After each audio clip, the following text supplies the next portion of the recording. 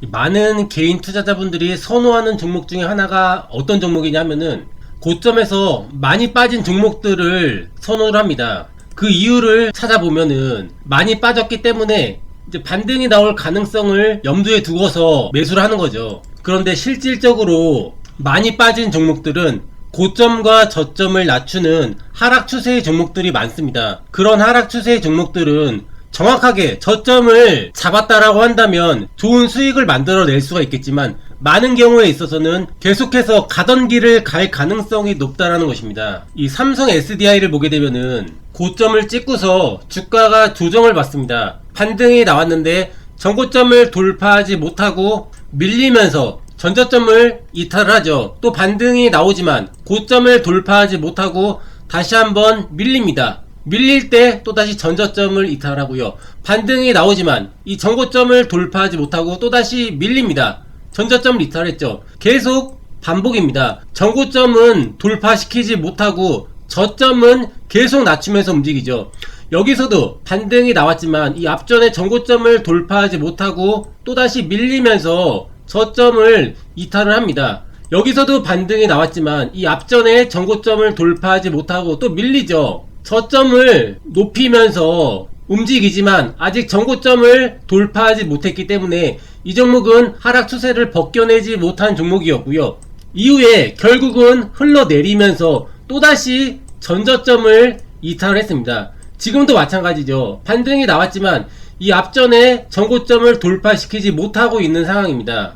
이렇게 주가의 위치가 낮은 종목들, 많이 빠져있는 종목들은 하락 추세의 종목들이 많고요. 계속 저점과 고점을 낮추면서 움직이기 때문에 어떤 자리에서든 분할 매수로 계속 접근을 했다라고 한다면 오랜 기간에 걸쳐서 수익은 한 번도 만들어주지 않고요. 계속해서 손실만 누적이 되고 있을 수가 있다는 것입니다.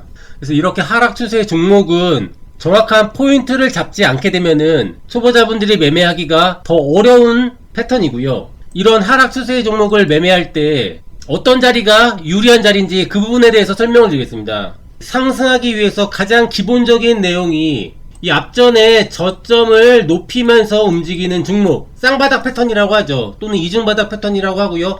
짝꿍댕이 패턴이라고도 하고요. 이런 모습을 갖춘 종목이 이 앞전에 전고점을 돌파하게 되면은 이 상승 추세로 전환이 될 수가 있습니다. 바로 이런 자리를 공략을 하는 거고요. 이 삼성 SDI를 보게 되면은 이 구간에서 계속해서 고점과 저점을 낮추면서 주가가 빠졌습니다. 그런데 이 부분에서 변화가 나타났고요. 상승 이후에 눌렸다가 이 앞전에 전고점을 돌파하는 흐름이 만들어졌습니다. 조금 차트를 확대를 해보면 여기서 상승 이후에 눌렸다가 이 전고점을 돌파하는 대량거래 장대 양봉이 만들어졌죠. 이런 자리가 바로 하락 추세의 종목을 매수할 때 유리한 자리라는 것입니다. 하락 추세를 만들면서 계속 빠지던 주가가 이전의 흐름과 다르게 거래량이 늘면서 몸통이 큰 양봉이 나온다. 그와 동시에 저점을 높이고 전고점을 돌파하는 흐름이 나온다. 그런 종목은 이전의 하락 추세를 상승 추세로 돌려낼 수 있는 가능성이 있다라는 것입니다. 그리고 주가의 움직임도 이전의 흐름과 다르게 올라가려는 힘이 강하게 만들어지고요.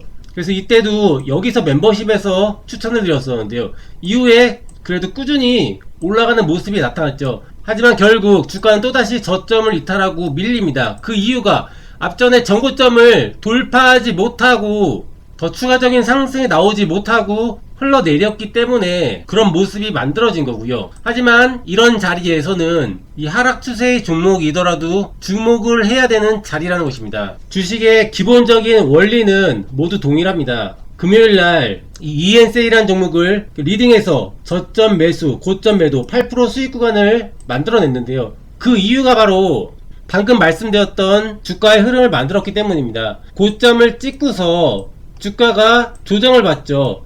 여기서부터 고점을 낮추고 저점을 낮추는 하락 추세로 진입을 했는데요.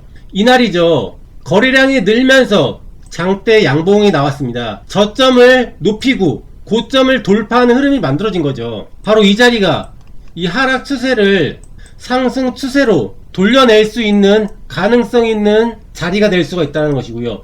그렇기 때문에 금요일날 시장이 좋지 않음에도 불구하고 저점 매수를 할 수 있는 이유였습니다. 이런 종목은 향후에도 계속 주목을 해야 되는 거고요. 이 돌파 양봉의 중심과 시가를 기준점으로 해서 대응을 할 수가 있습니다. 이 필옵틱스도 마찬가지인데요. 주가가 고점을 찍고서 하락 추세를 만들면서 주가가 빠지죠. 고점과 저점을 낮추면서 계속 주가가 빠집니다. 그런데 이 자리에서 변화가 나타났고요. 확대를 해보게 되면은 주가가 상승 이후에 눌렸다가 이 정고점을 돌파하는 흐름이 여기서 만들어지게 됩니다. 저점을 높이고요, 고점을 돌파하는 흐름이 만들어진 거죠. 여기서도 이제 멤버십에서 추천을 드렸었는데요. 이후에 결국 왔다 갔다 했지만 이 돌파 양봉의 시가를 이탈하지 않고서 주가가 움직이더니 결국은 추가 상승이 나왔죠. 결론적으로 하락 추세의 종목을 매수를 할 때는 조심을 해야 됩니다. 이 카카오를 보게 되면은 고점을 찍고서 주가가 하염없이 조정을 받고 있죠. 이 내려올 때 패턴을 보게 되면은 이 고점에서 조정이 나오는데요. 이후 반등이 나왔을 때 전고점을 돌파하지 못합니다. 그리고 주가가 밀리는데 전저점을 이탈하면서 밀리죠. 또다시 주가가 반등이 나오지만 이 전고점을 돌파하지 못하고 또 주가가 밀립니다. 이 앞전에 저점을 이탈하면서 또 하락이 나오고요. 반등이 나오지만 또다시 전고점을 돌파하지 못하고 주가가 밀립니다. 전저점을 또 깼고요. 반등이 나오지만 고점을 돌파하지 못하고 또 주가가 밀리고요. 전저점을 이탈하고요. 반등이 나오지만 고점을 돌파하지 못하고 또 밀립니다. 또다시 저점을 이탈하고 반등이 나오지만 전고점을 돌파하지 못하고 또다시 밀리고 전저점을 또 이탈하고요. 반복이죠. 그래서 이렇게 많이 빠졌다라고 해서 주가를 매수하게 되면은 물릴 가능성이 더 높다라는 것입니다. 물론 이런 종목들도 저점에서 반등 폭이 꽤 세게 나옵니다. 이런 자리에서 수익을 낼 수도 있지만 초보자분들은 쉽지가 않다는 것이고요. 그래서 제가 말씀드렸던 포인트, 저점을 높이고 고점을 돌파하는 순간이 만들어졌을 때 이 돌파 양봉을 기준으로 해서 대응을 하게 되면은 이전의 하락 추세의 움직임보다는 주가의 움직임이 더 좋을 수가 있다는 것입니다.